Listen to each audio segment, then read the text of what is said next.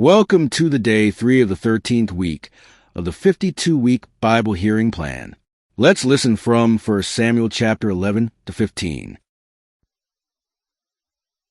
Chapter 11. Nahash the Ammonite went up and besieged Jabesh-Gilead, and all the men of Jabesh said to him, "Make a treaty with us, and we will be subject to you." But Nahash the Ammonite replied, "I will make a treaty with you, only on the condition that I gouge out the right eye of every one of you, and so bring disgrace on all Israel." The elders of Jabesh said to him, "Give us 7 days so we can send messengers throughout Israel. If no one comes to rescue us, we will surrender to you." When the messengers came to Gibeah of Saul and reported these terms to the people, they all wept aloud. Just then Saul was returning from the fields behind his oxen, and he asked, "What is wrong with the people? Why are they weeping?" Then they repeated to him what the men of Jabesh had said. When Saul heard their words, the Spirit of God came upon him in power, and he burned with anger. He took a pair of oxen, cut them into pieces, and sent the pieces by messengers throughout Israel, proclaiming, "This is what will be done to the oxen of anyone who does not follow Saul and Samuel." Then the terror of the Lord fell on the people, and they turned out as one man. When Saul mustered them at Bezek, the men of Israel numbered 300,000, and the men of Judah 30,000. They told the messengers who had come, "Say to the men of Jabesh-Gilead, by the time the sun is hot tomorrow you will be delivered." When the messengers went and reported this to the men of Jabesh, they were elated. They said to the Ammonites, "Tomorrow we will surrender to you, and you can do to us whatever seems good to you." The next day Saul separated his men into 3 divisions. During the last watch of the night they broke into the camp of the Ammonites and slaughtered them until the heat of the day. Those who survived were scattered, so that no 2 of them were left together. The people then said to Samuel, "Who was it that asked to reign over us? Bring these men to us, and we put them to death." But Saul said, No one shall be put to death today, for this day the Lord has rescued Israel." Then Samuel said to the people, "Come, let us go to Gilgal and there reaffirm the kingship." So all the people went to Gilgal and confirmed Saul as king in the presence of the Lord. There they sacrificed fellowship offerings before the Lord, and Saul and all the Israelites held a great celebration. Chapter 12. Samuel said to all Israel, "I have listened to everything you said to me, and have set a king over you. Now you have a king as your leader. As for me, I am old and gray, and my sons are here with you. I have been your leader from my youth until this day. Here I stand. Testify against me in the presence of the Lord and his anointed. Whose ox have I taken? Whose donkey have I taken? Whom have I cheated? Whom have I oppressed? From whose hand have I accepted a bribe to make me shut my eyes? If I have done any of these, I will make it right." "You have not cheated or oppressed us," they replied. "You have not taken anything from anyone's hand." Samuel said to them, "The Lord is witness against you, and also his anointed is witness this day, that you have not found anything in my hand." "He is witness," they said. Then Samuel said to the people, "It is the Lord who appointed Moses and Aaron and brought your forefathers up out of Egypt. Now then stand here, because I am going to confront you with evidence before the Lord as to all the righteous acts performed by the Lord for you and your fathers. After Jacob entered Egypt, they cried to the Lord for help, and the Lord sent Moses and Aaron, who brought your forefathers out of Egypt and settled them in this place. But they forgot the Lord their God, so he sold them into the hand of Sisera, the commander of the army of Hazor, and into the hands of the Philistines and the king of Moab, who fought against them. They cried out to the Lord and said, 'We have sinned, we have forsaken the Lord, and served the Baals and the Ashtoreths. But now deliver us from the hands of our enemies, and we will serve you.' Then the Lord sent Jerubbaal, Barak, Jephthah, and Samuel, and he delivered you from the hands of your enemies on every side, so that you lived securely. But when you saw that Nahash, king of the Ammonites, was moving against you, you said to me, 'No, we want a king to rule over us, even though the Lord your God was your king.' Now here is the king you have chosen, the one you asked for. See, the Lord has set a king over you. If you fear the Lord and serve and obey him and do not rebel against his commands, and if both you and the king who reigns over you follow the Lord your God, good! But if you do not obey the Lord, and if you rebel against his commands, his hand will be against you as it was against your fathers. Now then, stand still and see this great thing the Lord is about to do before your eyes. Is it not wheat harvest now? I will call upon the Lord to send thunder and rain, and you will realize what an evil thing you did in the eyes of the Lord when you asked for a king. Then Samuel called upon the Lord, and that same day the Lord sent thunder and rain. So all the people stood in awe of the Lord and of Samuel. The people all said to Samuel, Pray to the Lord your God for your servants, so that we will not die. For we have added to all our other sins the evil of asking for a king. Do not be afraid, Samuel replied. You have done all this evil, yet do not turn away from the Lord, but serve the Lord with all your heart. Do not turn away after useless idols. They can do you no good, nor can they rescue you, because they are useless. For the sake of his great name, the Lord rejected his people, because the Lord was pleased to make you his own. As for me, far be it from me that I should sin against the Lord by failing to pray for you. And I will teach you the way that is good and right. But be sure to fear the Lord and serve him faithfully with all your heart. Consider what great things he has done for you. Yet if you persist in doing evil, both you and your king will be swept away. Chapter 13. Saul was 30 years old when he came and reigned over Israel 42 years. Saul was 3,000 enemies, 2,000 were with him at Micmash and the carry battle, 1,000 with Jonathan and Gibeah in Jim. The rest of men sat back their walls. Jonathan attacked the Philistine outpost at Geba, and the Philistines heard about it. Then Saul had the trumpet blown throughout the land and said, Let the Hebrews hear. So all Israel heard the news. Saul has attacked the Philistine outpost, and now Israel has become a stench to the Philistines. And the people were summoned to join Saul at Gilgal. The Philistines assembled to fight Israel, 3,000 chariots, 6,000 charioteers, and soldiers as numerous as the sand on the shore. One by camp at Mach east of Bethlehem. And then of Israel saw the situation critical, and their army was hard pressed. They hid and gets unlocked and hidden steers. Some Hebrews even crossed Jordan to land of God and Gid. All made at Gilgal, all the troops with him were in fear. He waited 7 days. Saul said to Samuel. But Samuel did not come to Gilgal, and Saul's men began to scatter. So he said, Bring me the burnt offering and the fellowship offerings. And Saul offered up burnt offering, just making Samuel arrive, and Saul went out to greet him. Samuel, all the gathering, that you did not come at the set time, and that the Philistines were assembling Micmash. All the Philistines come down against me at Gilgal, and I have not sought the Lord's favor. I have compelled to offer the burnt offering. You acted foolishly, Samuel said. You have not kept the command the Lord your God gave you. If you had, he would have established your kingdom over Israel for all time. But now your kingdom will not endure. The Lord has sought out a man after his own heart and appointed him leader of his people, because you have not kept the Lord's command. Then Samuel left Gilgal and went up to Gibeah in Benjamin, and Saul counted the men who were with him. They numbered about 600. Saul and his son Jonathan and the men with them were staying in Gibeah in Benjamin, while the Philistines camped at Michmash. Raiding parties went out from the Philistine camp in 3 detachments. One turned toward Ophrah in the vicinity of Shual, another toward Beth-horon, and the third toward the borderland overlooking the valley of Zeboim, facing the desert. Not a blacksmith could be found in the whole land of Israel, because the Philistines had said, Otherwise the Hebrews will make swords or spears. So all Israel went down to the Philistines to have their plowshares, mattocks, axes, and sickles sharpened. The price was 2/3 of a shekel for sharpening plowshares and mattocks, and 1/3 of a shekel for sharpening forks and axes, and for repointing goads.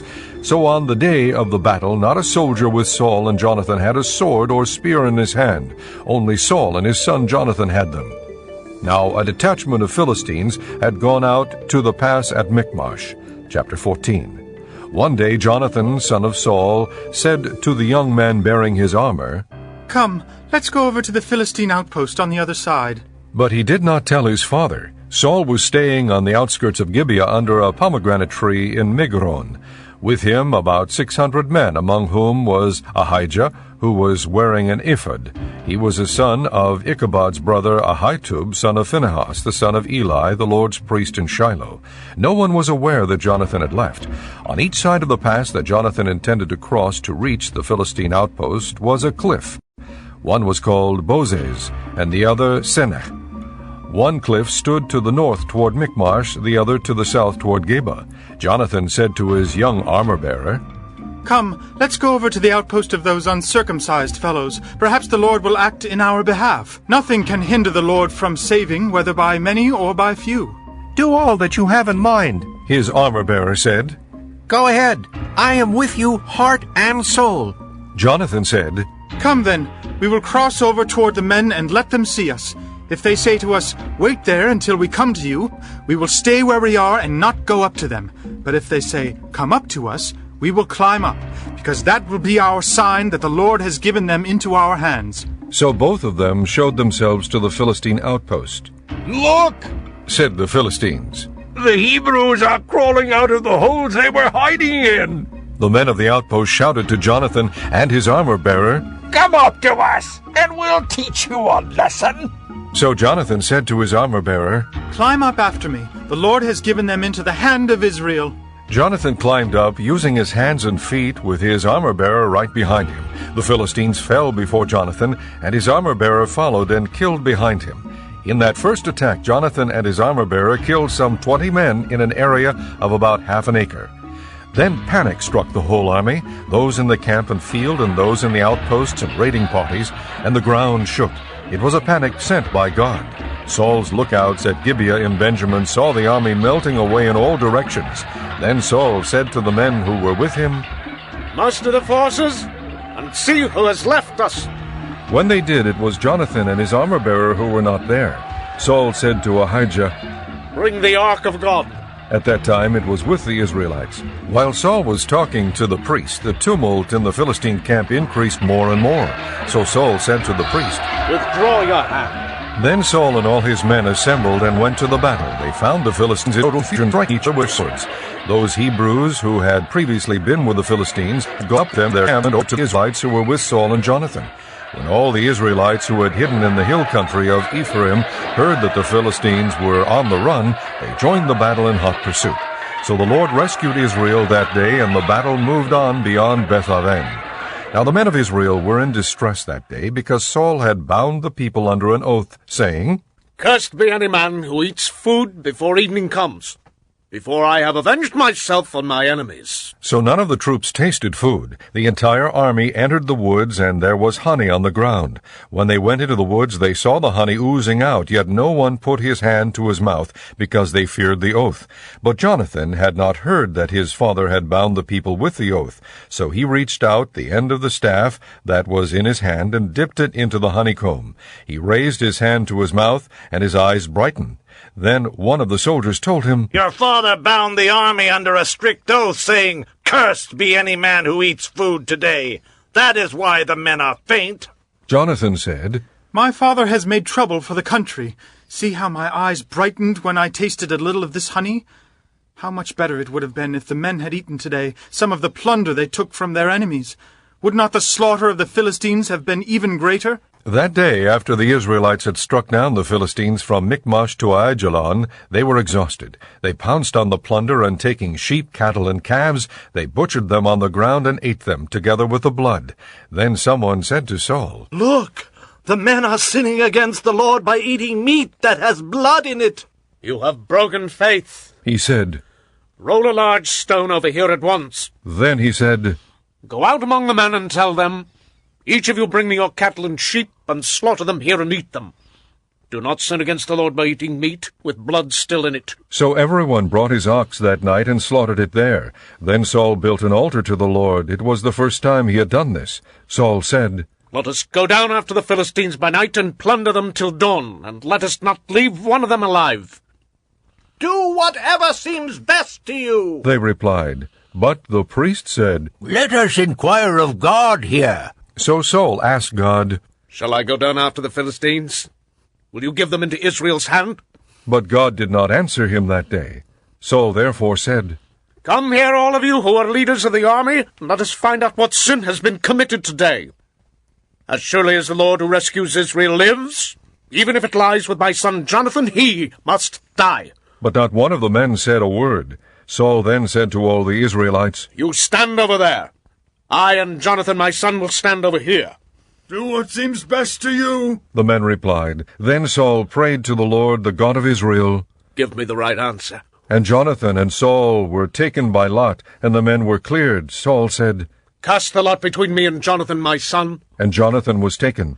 Then Saul said to Jonathan, Tell me what you have done. So Jonathan told him, I merely tasted a little honey with the end of my staff, and now must I die? Saul said, May God deal with me, be it ever so severely, if you do not die, Jonathan. But the men said to Saul, Should Jonathan die? He who has brought about this great deliverance in Israel? Never! As surely as the Lord lives, not a hair of his head will fall to the ground, for he did this today with God's help. So the men rescued Jonathan, and he was not put to death. Then Saul stopped pursuing the Philistines, and they withdrew to their own land. After Saul had assumed rule over Israel, he fought against their enemies on every side, Moab, the Ammonites, Edom, the kings of Zobah, and the Philistines. Wherever he turned, he inflicted punishment on them. He fought valiantly and defeated the Amalekites, delivering Israel from the hands of those who had plundered them. Saul's sons were Jonathan, Ishvi, and Malchishua. The name of his older daughter was Merab, and that of the younger was Michal. His wife's name was Ahinoam, daughter of Ahimaaz. The name of the commander of Saul's army was Abner, son of Ner, and Ner was Saul's uncle. Saul's father Kish and Abner's father Ner were sons of Abiel. All the days of Saul there was bitter war with the Philistines, and whenever Saul saw a mighty or brave man, he took him into his service. Chapter 15. Samuel said to Saul, I am the one the Lord sent to anoint you king over his people Israel. So listen now to the message from the Lord. This is what the Lord Almighty says. I will punish the Amalekites for what they did to Israel when they waylaid them as they came up from Egypt. Now go, attack the Amalekites, and totally destroy everything that belongs to them. Do not spare them. Put to death men and women, children and infants, cattle and sheep, camels and donkeys. So Saul summoned the men and mustered them at Telaim, 200,000 foot soldiers and 10,000 men from Judah. Chapter 15. Samuel said to Saul, I am the one the Lord sent to anoint you king over his people Israel. So listen now to the message from the Lord. This is what the Lord Almighty says. I will punish the Amalekites for what they did to Israel when they waylaid them as they came up from Egypt. Now go, attack the Amalekites, and totally destroy everything that belongs to them. Do not spare them. Put to death men and women, children and infants, cattle and sheep, camels and donkeys. So Saul summoned the men and mustered them at Telaim, 200,000 foot soldiers and 10,000 men from Judah. Saul went to the city of Amalek and set an ambush in the ravine. Then he said to the Kenites, Go away. Leave the Amalekites so that I do not destroy you along with them. For you showed kindness to all the Israelites when they came up out of Egypt. So the Kenites moved away from the Amalekites. Then Saul attacked the Amalekites all the way from Havilah to Shur to the east of Egypt. He took Agag, king of the Amalekites, alive, and all his people he totally destroyed with the sword. But Saul and the army spared Agag and the best of the sheep and cattle, the fat calves and lambs, everything that was good. These they were unwilling to destroy completely, but everything that was despised and weak they totally destroyed. Then the word of the Lord came to Samuel. I am grieved that I have made Saul king, because he has turned away from me and has not carried out my instructions. Samuel was troubled, and he cried out to the Lord all that night. Early in the morning Samuel got up and went to meet Saul, but he was told, Saul has gone to Carmel. There he has set up a monument in his own honor, and has turned and gone on down to Gilgal. When Samuel reached him, Saul said, The Lord bless you. I have carried out the Lord's instructions. But Samuel said, What then is this bleating of sheep in my ears? What is this lowing of cattle that I hear? Saul answered, The soldiers brought them from the Amalekites. They spared the best of the sheep and cattle to sacrifice to the Lord your God, but we totally destroyed the rest. Stop! Samuel said to Saul. Let me tell you what the Lord said to me last night. Tell me. Saul replied. Samuel said, Although you were once small in your own eyes, did you not become the head of the tribes of Israel? The Lord anointed you king over Israel, and he sent you on a mission, saying, Go and completely destroy those wicked people, the Amalekites. Make war on them until you have wiped them out. Why did you not obey the Lord? Why did you pounce on the plunder and do evil in the eyes of the Lord? But I did obey the Lord. Saul said, I went on the mission the Lord assigned me. I completely destroyed the Amalekites and brought back Agag the king. The soldiers took sheep and cattle from the plunder, the best of what was devoted to God, in order to sacrifice them to the Lord your God at Gilgal. But Samuel replied, Does the Lord delight in burnt offerings and sacrifices as much as in obeying the voice of the Lord? To obey is better than sacrifice, and to heed is better than the fat of rams. For rebellion is like the sin of divination, and arrogance like the evil of idolatry. Because you have rejected the word of the Lord, he has rejected you as king. Then Saul said to Samuel, I have sinned. I violated the Lord's command and your instructions. I was afraid of the people, and so I gave in to them. Now, I beg you, forgive my sin and come back with me so that I may worship the Lord. But Samuel said to him, I will not go back with you. You have rejected the word of the Lord, and the Lord has rejected you as king over Israel. As Samuel turned to leave, Saul caught hold of the hem of his robe, and it tore. Samuel said to him, The Lord has torn the kingdom of Israel from you today, and has given it to one of your neighbors, to one better than you. He who is the glory of Israel does not lie or change his mind, for he is not a man that he should change his mind. Saul replied, I have sinned. But please honor me before the elders of my people and before Israel. Come back with me so that I may worship the Lord your God. So Samuel went back with Saul, and Saul worshipped the Lord. Then Samuel said, Bring me Agag, king of the Amalekites. Agag came to him confidently, thinking, Surely the bitterness of death is past. But Samuel said, As your sword has made women childless, so will your mother be childless among women. And Samuel put Agag to death before the Lord at Gilgal. Then Samuel left for Ramah, but Saul went up to his home in Gibeah of Saul. Until the day Samuel died, he did not go to see Saul again, though Samuel mourned for him, and the Lord was grieved that he had made Saul king over Israel.